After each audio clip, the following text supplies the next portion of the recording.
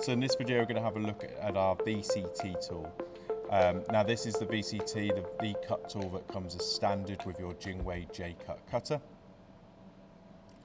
Now this is a variable angle VCT, so you'll see, if you can see there just on here, we've got our different angles. So at the moment we are at 45 degrees just there, and that lines up with this line you might just be able to see on the back of the tool there.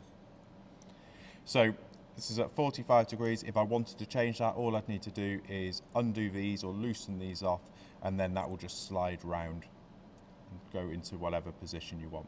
Now do remember that you have to tell JWCam that you've changed that position, and you do also have to redo your height. This is a manual height detection on this tool, so we do have to do that manually. Now to change the blade, we're going to loosen off these two. Going to take this plate off, and then the blade comes out. Now there's two positions in there, and this is currently in the smaller position, as you can see, because the blade is coming out the other side as well. We could also have the blade further out as well if you wanted to do deeper cutting. So that's the blade set up. Now if I wanted to actually put this into the head, I need to take this out, just like that. I'm going to take the tool off the top there, being careful obviously with the blade. Then we've got this section here, that's just going to go into the holder. I'm going to turn it, push down, turn until it locks into place. Then I'm going to get this. Now at the moment you can see that there's no hole on the front of there, so I need to get that hole. That's the bigger hole, so I'm just going to go to JWCam. I'm going to turn it. There we go.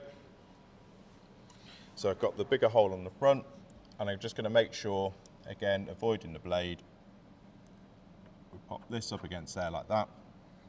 We put our pin back in again, and then we tighten that up.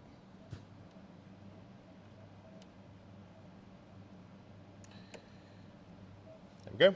So that's now the tool in position. Now in JWCam, you need to go to your tool configuration. You need to tell JWCam that in the K1 position, you now have VCut 1.